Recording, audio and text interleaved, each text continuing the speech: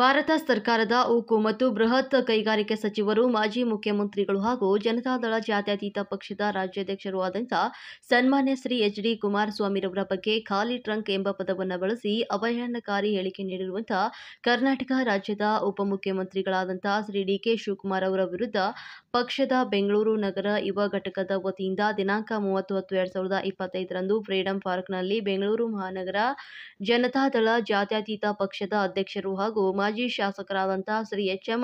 ರಮೇಶ್ ಗೌಡ್ರವರ ಮಾರ್ಗದರ್ಶನದಂತೆ ಬೆಂಗಳೂರು ನಗರ ಯುವ ಘಟಕದ ಅಧ್ಯಕ್ಷರಾದಂಥ ಶ್ರೀ ಆರ್.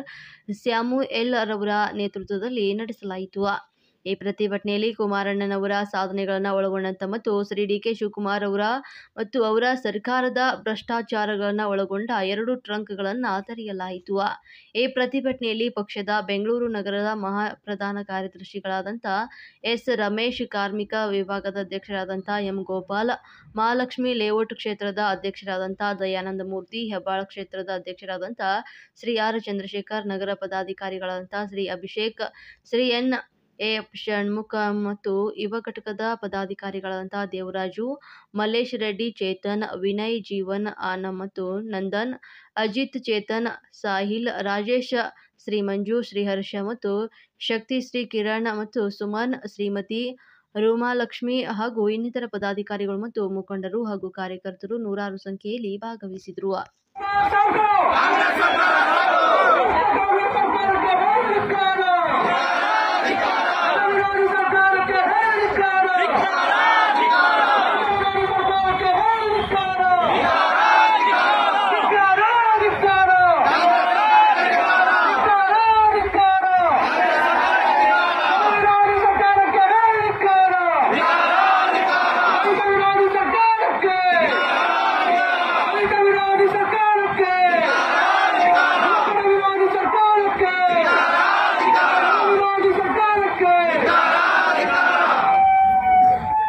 ಯಾರಾದ್ರೂ ಒಬ್ರು ರೈತರು ಏನಾದ್ರೂ ಸಹಾಯ ಬೇಕು ಅಂತ ಕೇಳಿದ್ರೆ ಏನಂತಾರೆ?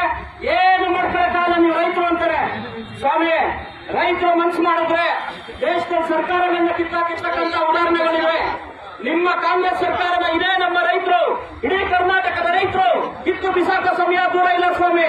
ನೀವು ರೈತರಿಗೆ ಅವಮಾನ ಮಾಡಿದ್ರೆ, ರೈತರಿಗೆ ಹಿಂಸೆ ಕೊಟ್ರೆ, ರೈತರು ಏನು ಮಾಡ್ಕೊಳಕ್ಕಾಗಲ್ಲ ಅಂದ್ರೆ ಮುಂಬರ್ತಕ್ಕಂಥ ಚುನಾವಣೆಯಲ್ಲಿ ನಮ್ಮ ರಾಜ್ಯದ ರೈತರುಗಳು ನಿಮ್ಗೆ ನೀಡಬೇಕಾಗಿರೋ ಉತ್ತರನ ನೀಡ್ತಾರೆ. ಏನಂತೀರಲ್ಲ, ನಮ್ಮ ರಾಜ್ಯದ ರೈತರಾಗ್ಲಿ, ದೇಶದ ರೈತರಾಗ್ಲಿ, ರೈತರ ಶಕ್ತಿ ಅಂತ ಸತ್ತು ಡಿಲ್ಲಿ ಪಾರ್ಲಿಮೆಂಟ್ ವರ್ಗೂ ಗೊತ್ತು ಸ್ವಾಮಿ. ಇವತ್ತಿನ ದಿನ ನಮ್ಮ ರಾಜ್ಯದಲ್ಲಿ ರೈತರು ಸಡಕ್ಕಾಗ್ತಿದ್ಯಾ? ರೈತರು ಬೇಕಾಗಿರ್ತಕ್ಕಂಥ ಸೌಲಭ್ಯಗಳು ಸಿಗ್ತಾ ಇದೆಯಾ? ಇಲ್ಲ. ನಮಗೆ ಸಿಕ್ಕಿದ್ಯಾ? ಇಲ್ಲ.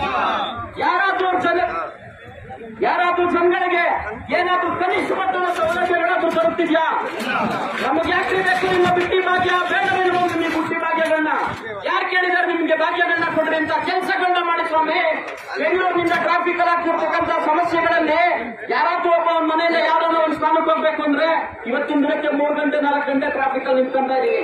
ಇವತ್ತೇ ನಾವೆಲ್ಲರೂ ಇಲ್ಲಿ ಬಂದು ಸೇರ್ಬೇಕು ಅಂದ್ರೆ 2 ಗಂಟೆಗಳ ಕಾಲ ಟ್ರಾಫಿಕ್ ಅಲ್ಲಿ ಯಾರು ಅಂತ ಇದು ಕರ್ನಾಟಕ ಗೊತ್ತು.